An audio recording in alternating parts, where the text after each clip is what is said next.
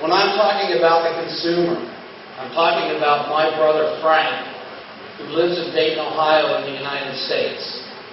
And my brother Frank doesn't know anything about technology, and he doesn't want to know anything about technology. He really doesn't care. What he cares about are products that are easy to use and deliver a feature and a benefit for him that he's willing to pay for. Now, having said that, my brother Frank is a fairly sophisticated user. As you can see here on the screen, on both screens, this is actually a picture of my brother's PC setup in his home in Dayton, Ohio, where I'm from. This is not a staged photo. It's not even a very good photo, actually. I was actually there visiting for my niece's high school graduation and took this photo. They do have internet access. They have a nice PC here. They also have a number of peripheral devices connected to their PC. They have a digital still camera. They have a CD-ROM burner. They have a printer. And this is an MP3 player right here, as well as they have speakers. And these are all currently connected to my brother's home PC via wired USB. And this is in my brother's nice living room, and it's an absolute mess.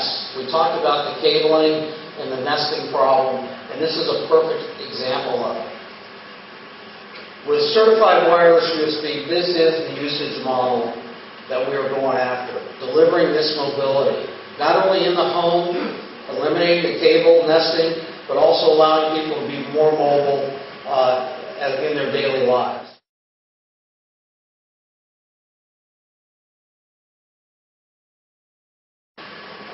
It is a USB wire replacement technology. It matches the data rate of wired USB. It's 480 megabits per second at 3 meters and 110 megabits per second at 10 meters. It's a hub and spoke connection model. It is a point-to-point connection between a host and a device or a peripheral, just like wired USB is today. This is a PAN technology. It's not peer-to-peer, and it is not a LAN. It's a PAN. One certified wireless USB host can support up to 127 devices, and they can all be from 127 different manufacturers. And we will support legacy PCs and devices, and I'm going to talk about that in an upcoming foil.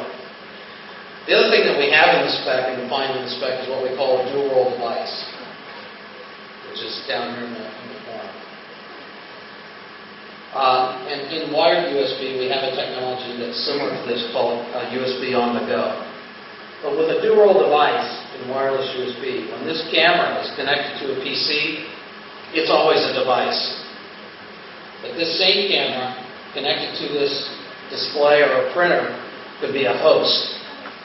So it can act as both a host and a device, and we call that a dual-role device. And this is a very key usage model in the industry today.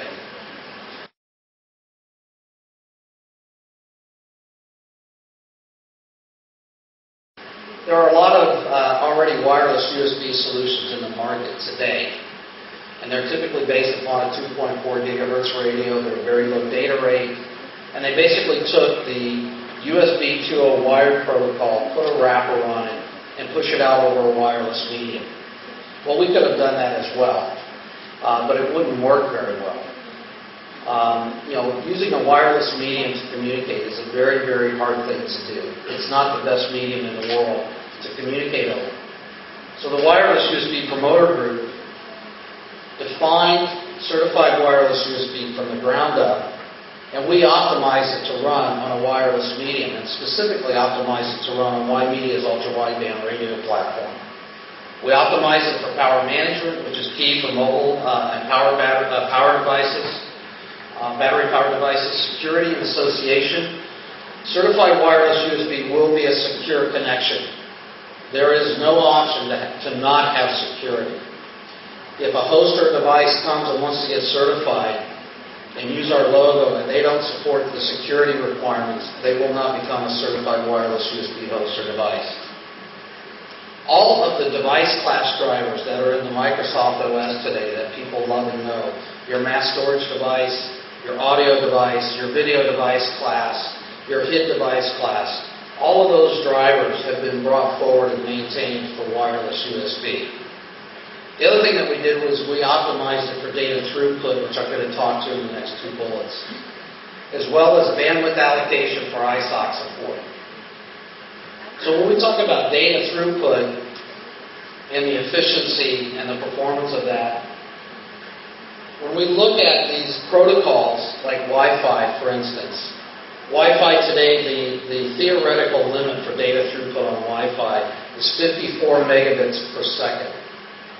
After you take out the overhead of the protocol, you actually get about 20 megabits per second of actual data throughput. Well, similarly, in wireless USB, we have a theoretical data limit of 480 megabits per second. And after we take out the overhead, we have overhead in our protocol as well.